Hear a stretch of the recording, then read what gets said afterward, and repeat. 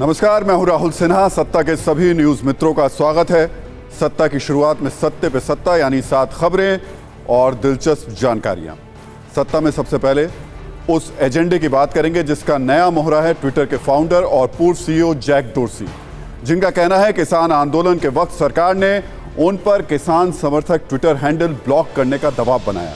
लेकिन डोर्सी का यह दावा हकीकत से कितनी दूर है, इसे सत्ता की वर्कशॉप में समझना आपके लिए बेहद जरूरी है। फिर एक ऐसे राजनीतिक विमर्श की खबर जो मिर्जापुर में खूनी हो गया। सिर्फ मोदी योगी की तारीफ करने पर कैब ड्राइवर अमजद ने राजेश को मार दिया है। यह खबर आज धर्म देखकर सिलेक्टिव एजेंडा चलाने वाले कई एजेंडा जीवियों को भी एक्सपोज करेगी। इसके बाद पहाड़ों पर भीड़ के क्रैश की ऐसी तस्वीर जो डराने वाली है। अगर आप भी किसी हिल स्टेशन पर जाने वाले हैं तो हो सकता है हमारी ये खबर देखने के बाद आपका मूड बदल जाए। फिर बंगाल में आपको कथित नौकरी घोटाले का ऐसा शाही मेन्यू दिखाएंगे जहां 3 लाख में स्वीपर, 5 लाख में कैशियर बनाया जाता है। आज आपको यह भी बताएंगे कि पंचायत चुनाव के ऐलान के बाद बंगाल में क्रिकेट वाले विकेट क्यों तेजी से बिक रहे हैं। न्यूज मित्रों के लिए एक जरूरी अपडेट उस तूफान बिपरजॉय पर भी जो तेजी से गुजरात की ओर बढ़ रहा है। नुकसान ज्यादा ना हो इसलिए तटीय इलाकों से लाखों लोग शिफ्ट किए जा चुके हैं। गृह मंत्री ने भी हाई लेवल मीटिंग की है। एनडीआरएफ और सेना ने भी मोर्चा संभाल लिया है, यानी तूफान से लड़ने की तैयारी पूरी है। वैसे भारत चीन जैसे दुश्मन से भी लड़ने की जोरदार तैयारी कर रहा है। यह दावा है सिप्री की रिपोर्ट का। भारत का फोकस ऐसे लॉन्ग रेंज हथियारों पर है जो चीन में घुसकर मार सकें। इसमें अग्नि 5, धनुष मिसाइल जैसे हथियार हैं। इस रिपोर्ट के मुताबिक भारत में 1 साल में परमाणु हथियारों का जखीरा भी बढ़ गया है। भारत के परमाणु हथियारों की संख्या अब 160 से 164 हो गई है। आज भारत के कई शहरों की धरती भूकंप से भी हिल गई। रिक्टर स्केल पर भूकंप की तीव्रता 5.4 रही और सेंटर जम्मू कश्मीर के डोडा में था। भारत के साथ पाकिस्तान और चीन ने भी हल्के झटके महसूस किए। तो सत्ता की शुरुआत आज नीली चिड़िया वाले नैरेटिव से करते हैं, जिसे लेकर बहस शुरू हो गई है, जिससे यह साबित करने की कोशिश हो रही है कि भारत में लोकतंत्र तो है लेकिन वो सरकारी नियंत्रण में है। अभिव्यक्ति की आजादी तो है लेकिन वो सरकार के रहमो करम पर है।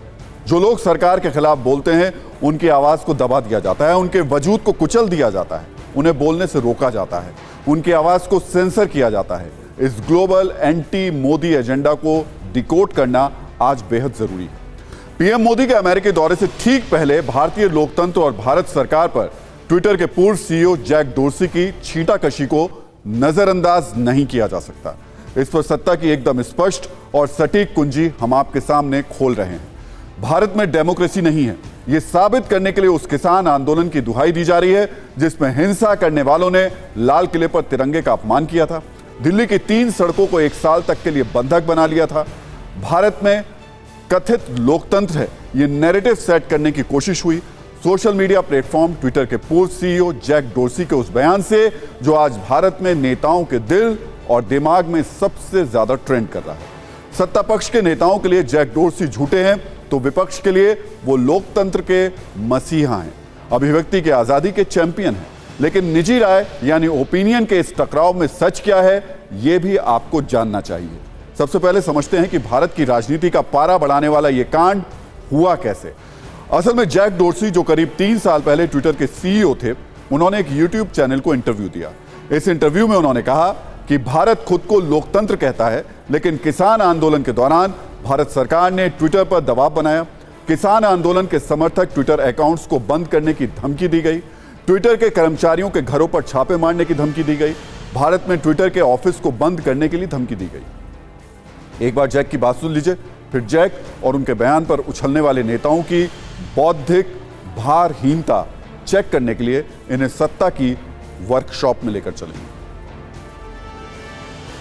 Some of the most powerful people literally on earth coming to you and saying, demanding things of your company. And as someone with principles, how did you navigate that?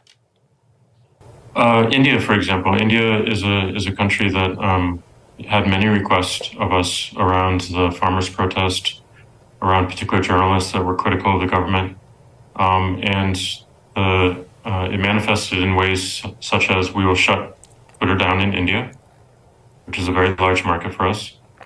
We will raid the homes of your employees, which they did.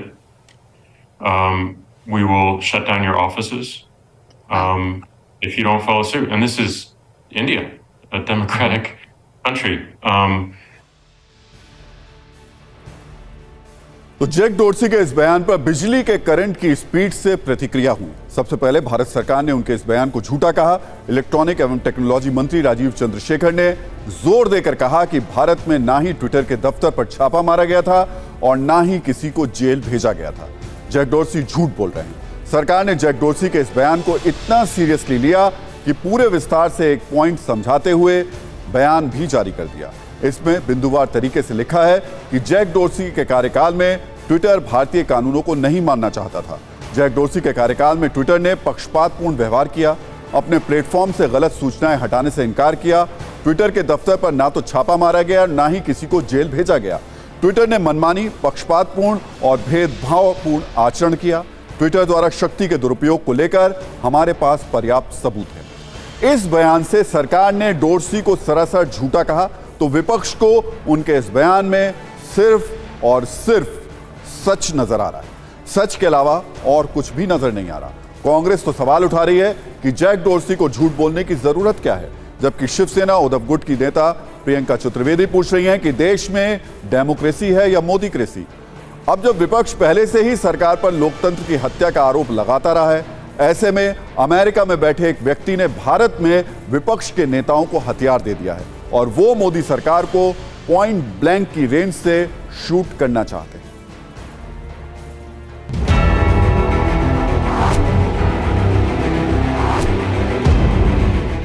That between 2020 and 2022, Twitter was violating Indian law multiple times. That Twitter did not comply with Indian law and did not face any consequence of that is today lying and making up this story about raids and arrests. अन्नदाता अपने हक की लड़ाई लड़ रहा था तो इस देश के प्रधानमंत्री उनका दमन कर रहे थे, उनकी आवाज को दबाने की कोशिश कर रहे थे। 140 करोड़ लोगों के इस देश की सरकार 21 साल की एक क्लाइमेट एक्टिविस्ट से डरती है, पॉप सिंगर रिहाना से डरती है, वो छोटी सी बच्ची ग्रेटा थनबर्ग से डरती है।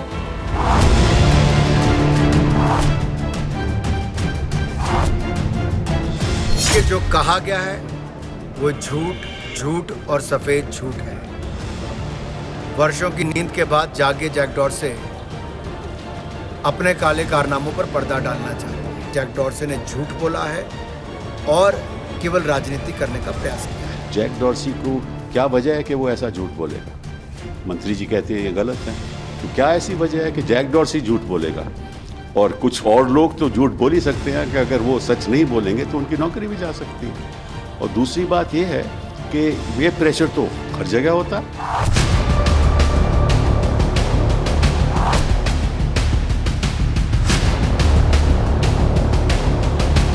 बिल्कुल बेबुनियाद है, झूठ है। ये कौन है जैक डोर्सी, जिनको ट्विटर ने खुद ही निकाल दिया। उनका पूरी सोच भारत के खिलाफ की थी। वो ठीक नहीं था। मतलब देश के अंदर अगर कोई किसान आंदोलन को रोकने की अगर कोशिश की गई तो ये तो गलत बात है।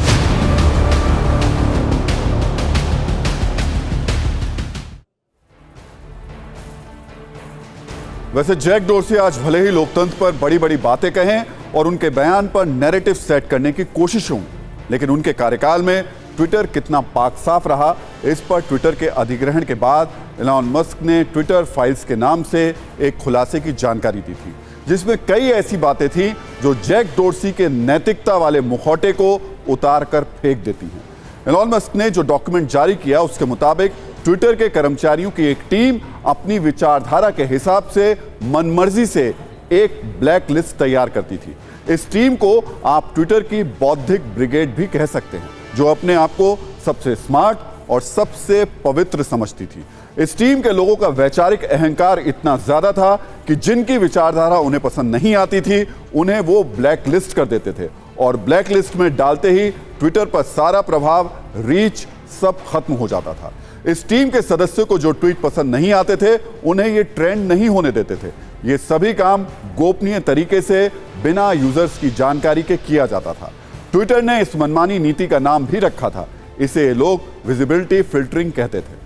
यानी अगर ट्विटर की इस टीम की विचारधारा के अनुसार कुछ या कहा या पोस्ट किया तब तो ठीक है, अगर नहीं किया तो फिर विजिबिलिटी ही खत्म हो जाती थी। ये बौद्धिक ब्रिगेड लोगों से खेल रही थी, पूरे प्लेटफॉर्म को अपनी मनमर्जी से चला रही थी और नैरेटिव सेट कर रही थी। किसी के ट्वीट को अचानक बहुत रीच मिल जाती थी, लाइक और रीट्वीट्स मिल जाते थे, तो किसी की आवाज और अभिव्यक्ति पूरी तरीके से दबा दी जाती थी। किसी पर अत्याचारी का लेबल लगा दिया जाता था तो कोई आंदोलनकारी देश के लिए क्रांति का प्रण लिए ट्रेंड करने लगता था। इस तरह नैरेटिव सेट करने का बटन ट्विटर की सीक्रेट बौद्धिक ब्रिगेड के पास था। आप सोचिए ये कितना खतरनाक है और इससे किसी भी देश को किस तरह गृह युद्ध जैसे हालात में झोंका जा सकता है। लेकिन इतने गंभीर परिणाम देने वाली शक्ति सिर्फ मुट्ठी भर वीआईपी लोगों के हाथ में थी और वो अपनी सनक पूरी कर रहे थे, मन मर्जियां चला रहे थे। ये सारे खुलासे उसी दौरान के हैं जब जैक डोर्सी खुद ट्विटर के सीईओ थे और जब वो सीईओ नहीं थे तब भी उनका असर था क्योंकि वो ट्विटर के फाउंडर थे। उनकी पूरी टीम सीईओ पराग अग्रवाल के साथ काम कर रही थी। अब फिर से उस नैरेटिव पर आते हैं जिसे जैक डोर्सी के बयान से गढ़ने की कोशिश हो रही है। भारत में किसान आंदोलन दिसंबर 2020 में शुरू हुआ, 2021 के अंत में खत्म हो गया। इस दौरान नवंबर 2021 तक जैक डोर्सी ट्विटर के सीईओ थे। वो खुद किसान आंदोलन को सपोर्ट कर रहे थे। उन्होंने खुद किसान आंदोलन के समर्थन में सिंगर रिहाना और ग्रेटा थनबर्ग के ट्वीट को लाइक किया। किसान आंदोलन पर वॉशिंगटन पोस्ट के जर्नलिस्ट के ट्वीट को लाइक किया। जब एक यूजर ने यह लिखा कि ट्विटर को #फार्मर प्रोटेस्ट का इमोजी इंट्रोड्यूस करना चाहिए तो उन्होंने इसे भी लाइक किया। डोर्सी की एक्टिविटी खुद ऐसी थी कि वो किसान आंदोलन के पक्ष में दिखाई दे रहे थे। किसी आंदोलन का पक्ष लेने में कोई बुराई नहीं है, लेकिन जैक डोर्सी ये काम सिर्फ एक सामान्य व्यक्ति के तौर पर नहीं कर रहे थे। वो ट्विटर के फाउंडर थे। उनका ट्विटर के कामकाज पर प्रभाव था। अगर एक सोशल मीडिया प्लेटफॉर्म का प्रमोटर ही एक देश में चल रहे आंदोलन का पक्षधर बन जाए और उसकी टीम उसकी विचारधारा को चुपचाप ट्रेंड कराने में जुट जाए तो जाहिर है इसमें निष्पक्षता की उम्मीद नहीं की जा सकती। इसमें जैक और उनकी बौद्धिक ब्रिगेड के साथियों का पूर्वाग्रह है और उनकी हरकतों में उनका एजेंडा कूट कूट कर भरा हुआ है। जैक डोर्सी दावा करते हैं कि उन पर आंदोलन समर्थकों के अकाउंट बैन करने के लिए कहा गया, लेकिन सच्चाई इससे थोड़ी अलग है। सच्चाई यह है कि ट्विटर ने किसान आंदोलन के दौरान भारतीय कानून को मानने से इनकार कर दिया था, लेकिन देश के तत्कालीन कानून मंत्री रविशंकर प्रसाद के अकाउंट को अमेरिकी कानून का हवाला देकर बंद कर दिया था। सिर्फ कानून मंत्री नहीं, तत्कालीन उपराष्ट्रपति वेंकैया नायडू का अकाउंट तो अनवेरिफाइड कर दिया। कॉपीराइट एक्ट का हवाला देकर गृहमंत्री अमित शाह की डीपी हटा दी। बीजेपी प्रवक्ता संबित पात्रा के ट्वीट को मैनिपुलेटेड फ्लैग किया गया। राहुल गांधी और कांग्रेस के ट्वीट अकाउंट को भी कुछ समय के लिए ब्लॉक किया गया। तब कांग्रेस ने आरोप लगाया कि सरकार के कहने पर ट्विटर ने ऐसा किया है। इतना ही नहीं, दिल्ली पुलिस ने भी उस दौरान खुलासा किया था कि 13 जनवरी 2021 से 18 जनवरी 2021 यानी सिर्फ 5 दिनों में पाकिस्तान में 308 ट्विटर हैंडल बने थे जो भारत में किसान आंदोलन को भड़का रहे थे। लेकिन ट्विटर की ओर से इस पर एक्शन लेने में देरी हो रही थी। किसानों के समर्थन में इंटरनेशनल लेवल पर #फार्मर प्रोटेस्ट को ट्रेंड कराया गया, जिसमें singer Rihanna, activist Greta Thunberg तक ने ट्वीट किया। बावजूद इसके आज जैक डोर्सी ये आरोप लगा रहे हैं कि ट्विटर पर दबाव बनाया जा रहा था। वैसे 2021 में जब ट्विटर किसी अकाउंट को वेरीफाई नहीं कर रहा था, उस दौरान स्पेशल पावर से किसान नेता राकेश टिकैत का अकाउंट वेरीफाई कर दिया गया। जो राकेश टिकैत किसान आंदोलन से पहले तक ट्विटर पर थे ही नहीं, वो भी ये दावा कर रहे हैं कि हां, जैक डोर्सी पर दबाव बनाया जा रहा था। एक बार उनको भी सुन लीजिए। उसमें उनके ऊपर भारत सरकार का ये दबाव था, रिक्वेस्ट भेजती थी भारत सरकार कि किसान आंदोलन को जो ज़्यादा हाईलाइट कर रहे हैं उन अकाउंट को बंद करा जाए, उनकी रीच कम हो, उनको कम दिखा जाए। ये हुआ है। वैसे जैक डोर्सी के बारे में यह कहा जाता है कि ट्विटर के सीईओ रहने के दौरान भी वो ऐसे लोगों से घिरे थे जो भारत विरोधी थे, जिसमें एक नाम है विजया गड्डे का। विजया गड्डे ट्विटर की लीगल और पॉलिसी मेकिंग टीम की हेड थी। एलन मस्क ने ट्विटर के अधिग्रहण के बाद सबसे पहले सीईओ पराग अग्रवाल और विजया गड्डे को कंपनी से बाहर निकाल दिया। एलॉन मस्क ने दावा किया कि विजया गड्डे के आदेश पर ही अमेरिका के पूर्व राष्ट्रपति डोनाल्ड ट्रंप को ट्विटर पर बैन किया गया था। ट्विटर के अधिग्रहण के बाद विजया रोने तक लगी थी और कहा था कि पता नहीं अब ट्विटर किस रास्ते पर चलेगा। विजया गड्डे की भारत में वामपंथी विचारधारा के पक्षधरों से बहुत ही अच्छी दोस्ती है। पिछली बार जब वो भारत आई थी तब उन्होंने जैक डोर्सी की कुछ महिला पत्रकारों और एक्टिविस्ट से मुलाकात करवाई थी। इस मुलाकात के दौरान जैक के हाथों में एक प्ले कार्ड था जिस पर लिखा था स्मैश ब्राह्मणिकल पैट्रियार्की, यानी कि ब्राह्मणों की पितृ सत्ता को ध्वस्त करो। इसके पीछे भी विजया गड्डे का हाथ बताया जा रहा था। हालांकि बाद में विजया ने इसके लिए माफी मांग ली थी। किसी विचारधारा के पक्ष में खड़ा होने में भारत में किसी को कोई आपत्ति नहीं होती। भारत का चरित्र समावेशी है, लोकतांत्रिक है, लेकिन इसका मतलब यह नहीं कि अमेरिका का सोशल मीडिया प्लेटफॉर्म कुछ खास लोगों की विचारधारा के रिमोट कंट्रोल से हो। पूरे भारत के लिए वो नैरेटिव सेट करे। यह सीमित आजादी किसी विदेशी ताकत को नहीं दी जा सकती। ऐसा करना देश की सुरक्षा के साथ खिलवाड़ होगा। वैसे ट्विटर के पूर्व सीईओ जैक डोर्सी भले ही किसान आंदोलन का छुप छुप कर क्रेडिट लेने की कोशिश करें, लेकिन उन्हें यह हकीकत समझनी होगी कि भारत की आबादी 140 करोड़ है और भारत में एक्टिव ट्विटर यूजर्स सिर्फ 2.5 करोड़ हैं। ऐसे में बुद्धिजीवियों के बीच ट्विटर का प्रभाव होगा, लेकिन किसानों के बीच इसका कितना योगदान रहा होगा, इसका अंदाजा लगाया जा सकता है। वैसे कई लोग जैक डोर्सी के बयान की टाइमिंग पर भी सवाल उठा रहे हैं, क्योंकि जिस बात की चर्चा डोर्सी कर रहे हैं वो करीब 2 साल पुरानी है। 2 साल तक डोर्सी ने इस पर कुछ नहीं बोला। वो भारत आए थे और भारत में पीएम मोदी से मुलाकात भी की थी। तब उन्हें भारत के लोकतंत्र में कुछ खराबी नजर नहीं आई। और अब जब प्रधानमंत्री नरेंद्र मोदी को अमेरिकी दौरे पर जाना है, वो अमेरिका में स्टेट गेस्ट बनने वाले हैं, अमेरिकी कांग्रेस को संबोधित करने वाले हैं, तो जैक डोर्सी को भारत के लोकतंत्र में खोट नजर आने लगा है। वो भारत की सरकार पर वैचारिक पत्थरबाजी करने में जुट गए हैं। सोशल मीडिया पर लोग ये सवाल भी पूछ रहे हैं कि क्या जैक डोर्सी अमेरिका में बैठे भारत विरोधी एजेंडाधारियों के हाथों का खिलौना बन चुके हैं, जो लोग नहीं चाहते कि भारत और अमेरिका के रिश्ते बेहतर हों और भारत एक बड़ी ग्लोबल शक्ति के रूप में आगे बढ़े। क्या उन्होंने जैक डोर्सी को अपना हथियार बनाया? इन सवालों का जवाब हमारे पास नहीं है, लेकिन टाइमिंग तो यही बताती है कि कहीं दाल में कुछ तो काला नहीं है। ये जैक डोर्सी की विचारधारा का मुद्दा नहीं है, ये भारत पर एक विचारधारा और उसकी सोच को थोपने और भारत में रिमोट कंट्रोल से मनपसंद नैरेटिव सेट करने का मुद्दा है। इससे सावधान रहना होगा।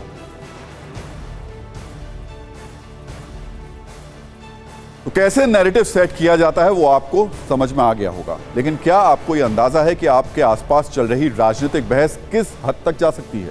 ये कितना खतरनाक हो सकता है?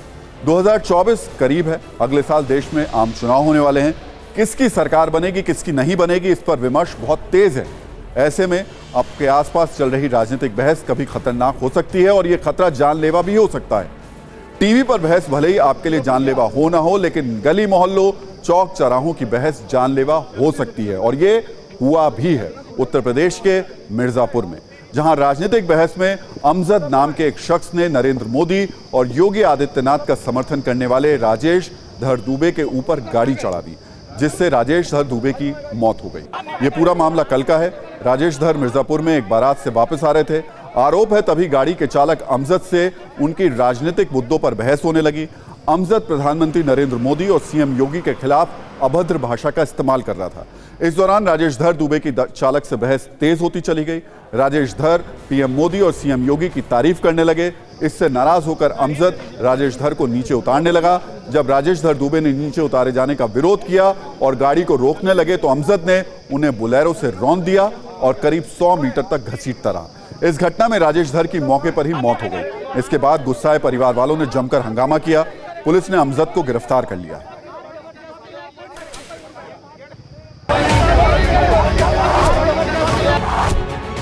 गाड़ी वाले से वो योगी और मोदी को लेकर के विवाद हुआ, रास्ते में हुआ था। हाँ, बस इतने में। एक यहीं के प्रधान हैं, उन्हें छोड़ने के लिए बोला गया तो इसलिए वो योगी का विरोध कर रहा था। अच्छा, गाड़ी में और उसने मारा धक्का हाथ से। गेट पता नहीं कैसे जल्दी से खुला और खुलने के बाद में उनको ठोक दिया, हाथ लगा। फिर मतलब रोक करते रहे, लेकिन वो नहीं, हाथ मेरे पैर छूटा तो अगला पहिया निकल के पिछला पहिया उनके सिर पर छू।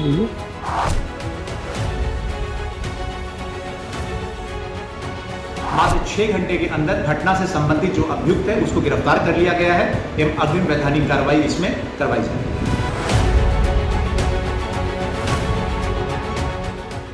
जो चाहे कर्मचारी हों, मजदूर हों, ट्रक ड्राइवर हों, बस ड्राइवर हों, इतनी ज़्यादा आर्थिक असमानता प्रदेश में और देश में है कि अब ये जो गाड़ी है ना 2024 की, ये अब हर राज्य में टकराने वाली है।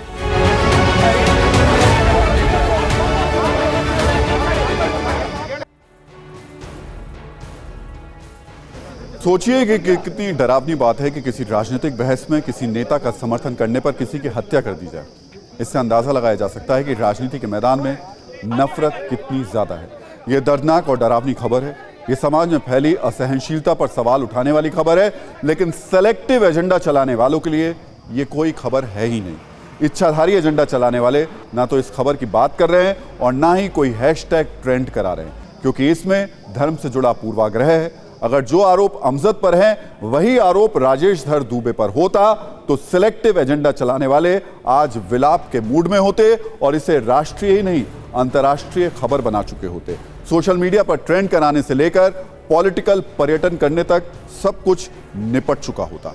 भारत में लोकतंत्र की हत्या पर लेख लिखा जा रहा होता, लेकिन राजेश धर दुबे की मौत ऐसे लोगों के लिए कोई खबर नहीं है। यूट्यूबर्स के ये झुंड को भी आज जैक डोर्सी के बयान में मधुर संगीत सुनाई दे रहा होगा। इस झुंड के लिए इस खबर में सब्सक्राइबर्स बढ़ाने की गुंजाइश नहीं है, इसलिए वो इस घटना पर वीडियो बिल्कुल भी नहीं बनाएंगे। और अब सत्ता में हमारी अगली खबर एक ऐसे खतरे की घंटी जिसे वक्त रहते नहीं सुना गया तो आने वाले समय में इसके नतीजे बहुत भयानक होने वाले हैं। इस वक्त मैदानी इलाकों में जबरदस्त हीट वेव है, इसलिए लोग अपने पूरे परिवार के साथ गर्मी से राहत पाने के लिए पहाड़ों की ओर भाग रहे हैं। लेकिन आप भी ऐसी कोई तैयारी कर रहे हैं तो कुछ मिनट के लिए रुककर हमारी ये खबर जरूर देखें, क्योंकि मुमकिन है इसे देखने के बाद आपका प्लान और मूड दोनों बदल जाए। सोचिए आपने घर में किसी पार्टी का आयोजन किया हो, करीब 100 लोगों के खाने पीने का इंतजाम किया हो और अगर अचानक से आपके घर में 500 लोग आ जाएं तो क्या होगा? आपके घर का इकोसिस्टम क्रैश हो जाएगा, घर में लोगों को बिठाने की जगह खत्म हो जाएगी। इस वक्त हमारे देश के पहाड़ों के साथ भी बिल्कुल यही हो रहा है। हम आपको उत्तराखंड से लेकर हिमाचल प्रदेश तक के तमाम हिल स्टेशन की कुछ ऐसी तस्वीरें दिखाने जा रहे हैं जो इस बात का सबूत है कि कैसे बेपरवाह भीड़ और बेहिसाब गाड़ियों की वजह से पहाड़ों का इकोसिस्टम क्रैश होता जा रहा है। नैनीताल, शिमला, मनाली या धर्मशाला, ये अब सिर्फ एक नाम है। सारे हिल स्टेशन की तस्वीर इस वक्त एक जैसी है। इन सभी जगहों पर ऐसे सैलानियों का सैलाब आया है जो खुद के आराम और मस्ती में ये भूल चुके हैं कि पहाड़ों पर इस वक्त बोझ कितना ज्यादा है और उनकी यही बेपरवाही तरीका एक ऐसे बारूद का ढेर बनती जा रही है जो किसी भी वक्त फट सकता है। सबसे पहले हम आपको हिमाचल प्रदेश के सोलन का वीडियो दिखाते हैं, जहां आपको अगर कुछ नजर आएगा तो वो है पहाड़ और गाड़ियों की लंबी लंबी लाइन। सोलन जाने वाले सैलानियों की संख्या इतनी ज्यादा है कि कालका शिमला नेशनल हाईवे 5 पर कई किलोमीटर लंबा जाम लग चुका है और गाड़ियां रेंग कर चल रही हैं। तो इन तस्वीरों को देखने के बाद आपको यह तय करना है कि क्या आप भी अपने परिवार के साथ इस जाम का हिस्सा बनना चाहते हैं। हिमाचल प्रदेश के मनाली का हाल यह है कि यहां सिर्फ पिछले एक हफ्ते में 1,30,000 गाड़ियां पहुंच चुकी हैं, जबकि अटल टनल रोहतांग में भी करीब 1 लाख के आसपास वाहन पहुंचे हैं। इसलिए आज आपको एक बार फिर सोचने की जरूरत है, क्या पहाड़ एक बार में अचानक से आए इतने बोझ को झेलने के लिए तैयार है? शिमला में जो पर्यटक आ रहे हैं वो खुद तो मजा कर रहे हैं, लेकिन पहाड़ों को कैसी सजा दे रहे हैं हम आपको इसकी भी एक तस्वीर दिखाते हैं, जिसे देखने के बाद शायद ऐसा करने वालों को थोड़ी शर्म आ जाए। शिमला में कई जगह कूड़े के छोटे छोटे ढेर लग गए हैं। लोग अपने परिवार के साथ मस्ती से खा पी रहे हैं और उसके बाद रैपर, पैकेट या फिर दूसरा सामान फेंक कर निकल जा रहे हैं। हिमाचल प्रदेश की तरह उत्तराखंड के शहरों का भी यही हाल है। हरिद्वार की सड़कों पर तो इतना जाम लग गया है कि स्थानीय लोगों की जिंदगी मुश्किल में फंस गई है। हरिद्वार में एक एम्बुलेंस को भीड़ से गुजरने में किस तरह समस्या हो रही है वो तस्वीर भी आपके सामने है। सोचिए गर्मियों से बचने के लिए मैदानी इलाकों में रहने वाले सभी पहाड़ों की ओर चल पड़ेंगे तो इसका नतीजा क्या होगा? पहाड़ों पर बज रहे इस खतरे के ऐलान पर हम आपको एक छोटी सी रील दिखाते हैं।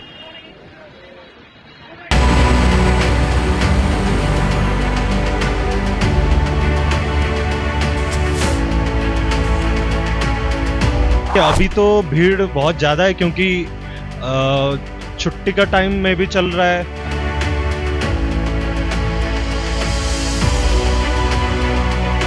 रास्ते में जाम बहुत है, सभी को छुट्टियां हो रखी हैं, सभी घूमने के लिए ऊपर जा रहे हैं, मौसम बढ़िया है, तो जाम इतना हो गया, गाड़ियाँ इतनी हैं, जाम बहुत लंबा जाम है। तो बहुत ज़्यादा मतलब टोल पे एक तो बड़ी दिक्कत, थोड़ा सा अगर डिजिटल का वो ना फी, तो उस वजह से बहुत जाम है, और थोड़ा सा भी है कंस्ट्रक्शन की वजह से, ये थोड़ा जल्दी हो अगर तो अच्छा रहेगा। कुछ एक इलाके ऐसे हैं जो कि ट्रैफिक ज़्यादा होने के कारण टूरिस्ट बुकिंग्स तो करवा लेता है टेलीफोनिकली, बट वहाँ पहुँच नहीं पा रहा है। खासकर ओल्ड मनाली और वशिष्ठ के कुछ एक एरियाज़ हैं जहाँ पर ट्रैफिक व्यवस्था उतनी अच्छी नहीं है। पिछले एक हफ्ते में ऑलमोस्ट 1,30,000 के करीब गाड़ियाँ जो हैं कुल्लू मनाली क्षेत्र में सिर्फ आई हैं, और टनल में अगर हम बात करें, जो टनल हमारा डेटा है, ऑलमोस्ट 1 लाख के करीब गाड़ियां इन एंड आउट हुई हैं टनल से।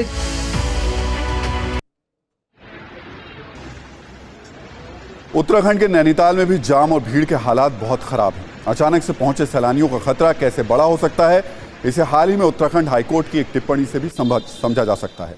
उत्तराखंड हाईकोर्ट ने नैनीताल में तेजी से बढ़ते वाहनों की अनियंत्रित संख्या को एक गंभीर विषय बताया था।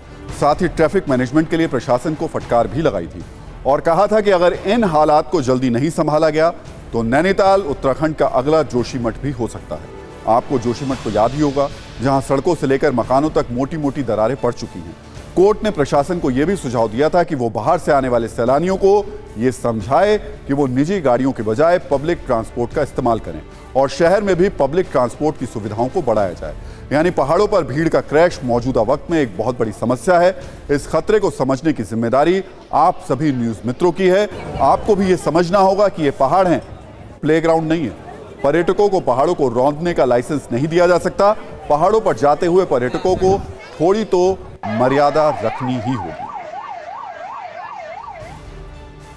और सत्ता में अब बात पश्चिम बंगाल की, जहां से आज 3 चौंकाने वाली खबरें सामने आई और हर खबर पर हमने आपके लिए सत्ता की एक कुंजी तैयार की है, जिसे हम बारी बारी से खोलेंगे। पहली खबर है बंगाल में नौकरी के शाही मेन्यू कार्ड, जिसमें चपरासी का रेट 3 लाख और कैशियर का रेट 5 लाख रखा गया है। इस शाही मेन्यू में बंगाल में सियासत के तापमान को बढ़ा दिया है। इसके बाद आपको बताएंगे, ना क्रिकेट का मौसम है, ना बंगाल में कोई बड़े लेवल का टूर्नामेंट चल रहा है, तो वहां क्रिकेट वाले विकेट अचानक कैसे तेजी से बिकने लगे। वैसे इसका कनेक्शन क्रिकेट वाले टूर्नामेंट से नहीं, इलेक्शन वाले हिंसक टूर्नामेंट से है। साथ ही आज एक सवाल यह भी पूछना जरूरी है कि हर चुनाव के वक्त बंगाल जलने क्यों लगता है। पंचायत चुनाव से पहले सुलगते बंगाल से कुछ परेशान करने वाली तस्वीरें भी आई हैं। सत्ता की सबसे पहले कुंजी खोलते हैं बंगाल के नौकरी वाले शाही मेन्यू कार्ड पर। बंगाल में ईडी शिक्षक भर्ती घोटाले की जांच कर रही है, लेकिन इस घोटाले की जांच करते करते उसने एक नए घोटाले का खुलासा किया है। आरोप है कि सरकारी नौकरियों में घोटाले का दावा ईडी की तरफ से किया गया है और उसकी तरफ से कुछ दस्तावेज भी मिले, जिनके जरिए बंगाल में रुपए के बदले नौकरी के चौंकाने वाले डिटेल्स सामने आए हैं। पश्चिम बंगाल की नगर पालिकाओं और महानगर पालिकाओं के अंतर्गत आने वाले ग्रुप सी और ग्रुप डी की नौकरियों के लिए रेट कार्ड बनाया गया था। हम आपको वो बंगाल में नौकरी वाला शाही मेन्यू कार्ड दिखाते हैं, जिसमें पोस्ट के हिसाब से अलग अलग रेट तय किए गए। जैसे स्वीपर के लिए 3 लाख रुपए, मजदूर के लिए 4 लाख रुपए, जबकि चपरासी और ड्राइवर के पद के लिए 4 लाख रुपए का रेट कार्ड रखा गया था। इसी तरह 5 लाख रुपए की भी एक कैटेगरी बनाई गई थी, जिसमें म्युनिसिपल स्कूल में टीचर बनने के लिए और पाइपलाइन इंस्पेक्टर बनने के लिए और इसके अलावा असिस्टेंट कैशियर की पोस्ट का रेट भी 5 लाख रुपए फिक्स किया गया था। इसी तरह अगर किसी को सब असिस्टेंट इंजीनियर बनना है तो उसके लिए भी रेट कार्ड में 6 लाख रुपए फिक्स किए गए थे। यानी जिस तरह किसी भी होटल में खाने वाला मेन्यू कार्ड तैयार किया जाता है, आरोप है उसी तरीके से पश्चिम बंगाल में नौकरी वाला शाही मेन्यू कार्ड बनाया गया था। आरोपों के मुताबिक बंगाल के किन जगहों पर इस घोटाले का एपिसेंटर था, इसकी जानकारी भी दी गई है। दावा है कि सबसे ज्यादा घोटाले कंचनपारा, न्यू बैरकपुर, कमरहटी, टीटागढ़, बारानगर, हाली शहर, साउथ दमदम और नॉर्थ दमदम नगर पालिकाओं में हुए। दावा है कि जो एजेंट्स रुपए के लेन देन का काम करते थे, उनकी लिस्ट भी प्रवर्तन निदेशालय को मिल चुकी है। इन आरोपों के बाद बंगाल में सियासत की गर्मी बहुत ज्यादा बढ़ गई है। आज प्रधानमंत्री मोदी ने भी पश्चिम बंगाल में नौकरी के नाम पर भ्रष्टाचार को लेकर जो कुछ कहा, सबसे पहले वो सुनिए। एक राज्य में कैश फॉर जॉब के घोटाले की जांच में जो बातें बाहर निकल करके आई हैं, वो मेरे देश के नौजवानों के लिए बहुत बड़ा चिंता का विषय लेके आई है। उस राज्य का क्या पद्धति है, क्या बात उभर करके आई है? नौकरी सरकारी चाहिए तो हर पद के लिए, जैसे होटल में आप खाना खाए जाए और रेट कार्ड होता है ना, हर पद के लिए रेट कार्ड है।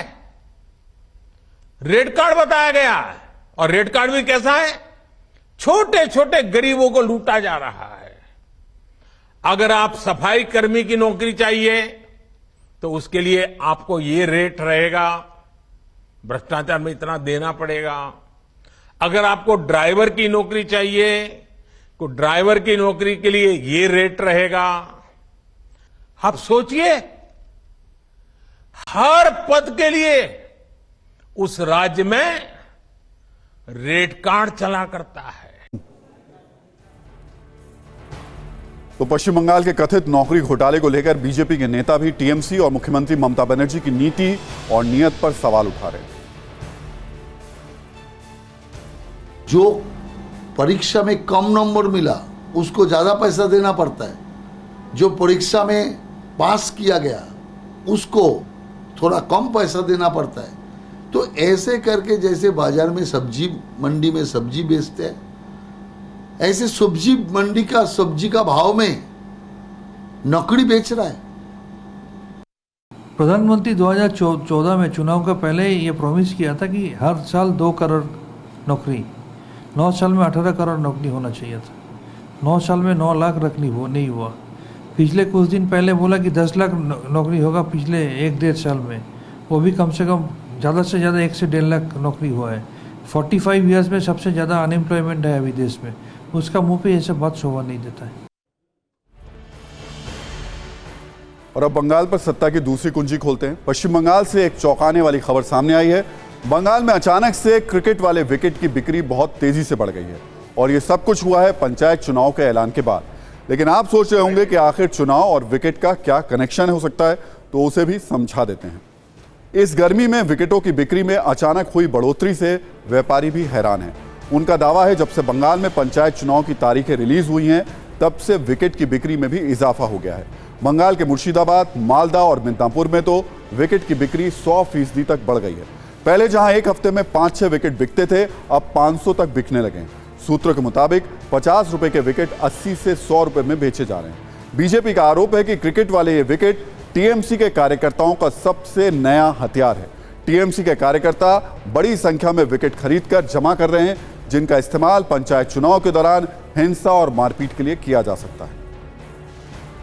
अब सवाल ये कि क्या क्रिकेट वाले विकेट अब बंगाल में हिंसा करने का सबसे नया हथियार हैं? अब तक आपने कई बार सुना होगा, बंगाल में चुनाव के दौरान हिंसा में देसी बम चल गए, बंदूक और तमंचे का इस्तेमाल किया गया, 2 पार्टी के कार्यकर्ताओं के बीच लाठी और डंडों के साथ हिंसक झड़प हो गई। तो क्या अब हथियारों की इस लिस्ट में क्रिकेट वाले स्टंप का नाम भी जुड़ने वाला है? तो फिलहाल अभी इसको लेकर के राजनीतिक प्रतिक्रियाएं आनी शुरू हो गई हैं और तस्वीरें भी आनी शुरू हो गई हैं, और उसके साथ साथ पिछले 4 दिन से बंगाल से हिंसा की तस्वीरें भी वैसी देखने को मिल रही हैं जैसे कि पिछले चुनाव में देखने को मिली।